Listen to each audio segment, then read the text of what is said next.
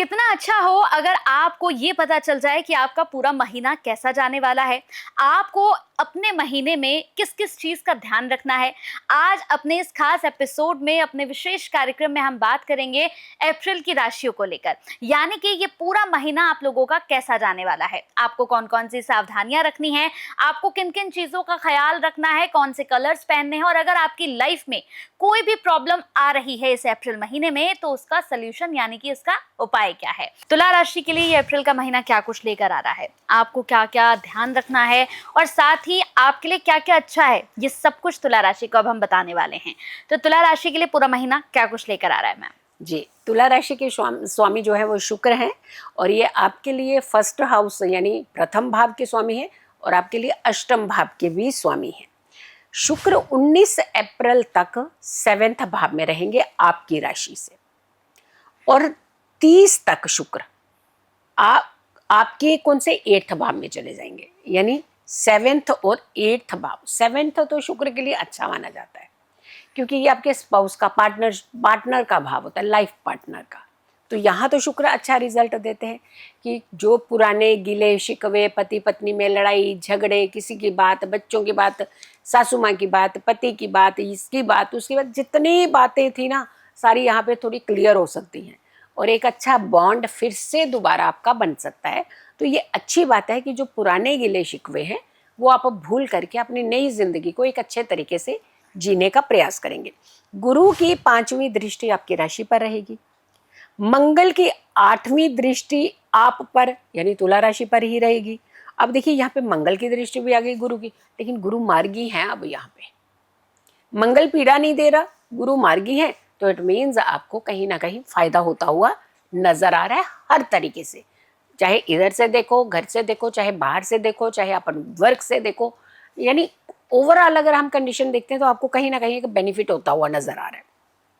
सूर्य plus शुक्र ये आपके 7वें भाव में इकट्ठे भी रहेंगे और यहाँ पर जो 4 ग्रहों का योग बन रहा है, 4 ग्रहों का योग इसीलिए हम बार बार इंपॉर्टेंस दे रहे हैं क्योंकि 4 ग्रहों के योग ने जो एक वर्ल्ड वाइड घटनाओं को एक कहते हैं पिन मारी है, पूरी तरह से बूस्ट किया ना, वो कितनी सारी तकलीफें हुई हैं, कितनी सारी जान माल के नुकसान हुए। अब देखिए जान किसी की भी जाए, नुकसान उस परिवार का होता ही है। बात लड़ाई 2 लोगों की, लेकिन पिस जाते हैं परिवार। हमेशा ध्यान रखना चाहिए कि एटलीस्ट हमारे आस पड़ोस में ये चीजें ना कर पाए कोई। आपके 6th भाव में 4 ग्रही योग और बुध और राहु जो है वो आपके पंचम भाव में एक साथ रहेंगे। पंचम भाव क्या है? आपकी शेयर मार्केट। शेयर मार्केट में वैसे भी उथल पुथल के चांसेस हमने बताया ही था कि होने वाले हैं, तो थोड़ा सा संभल करके पैसा लगाइएगा। इस समय खास करके थोड़ा संभलना है आपको, यानी इस पीरियड में अगर आप अप्रैल में सावधानी से आप शेयर मार्केट में धन लगाते हैं तो आपको फायदा हो सकता है। केतु आपके 11वें भाव में रहेंगे। किसी को पैसा मत दीजिएगा अप्रैल के महीने में, चाहे कितना ही अच्छा क्यों ना हो, बड़े तरीके से मांगेंगे आपसे, देंगे नहीं, और आपसे पैसा लेने ही इसलिए आ रहे हैं कि आपको पैसा वापस नहीं देना उन्होंने।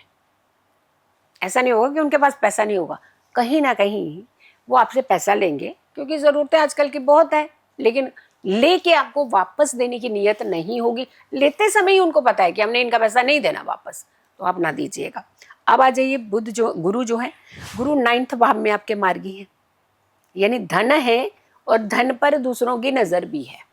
तो जब दूसरों की नज़र आपके धन के ऊपर होती है ना, तो मांगने आएंगे ही आएंगे, तो नहीं दीजिएगा। अगर आप चाहें तो आप एक काम इस समय कर सकते हैं अप्रैल के महीने में, कोई बिजनेस खोलना चाह रहे हैं कॉस्मेटिक का, स्पेशली कॉस्मेटिक का जो लोग हैं वो कर सकते हैं। डर्मा का बिजनेस इस समय आपको बहुत सूट कर सकता है, और आपको एक क्लोथिंग का बिजनेस जो है, और वो भी फैशन बुटीक जिसे हम कहते हैं, वो अगर आप इस समय खोलना चाहते हैं तो आपके लिए अच्छा माना जाता है। शक्कर लेनी है, शक्कर का अभिषेक आपने शिवलिंग पर करना है, और कर सके तो हर सोमवार कीजिए या फिर हर शनिवार को कीजिए। अगर ये उपाय करते हैं तो अच्छा रहेगा आपके लिए।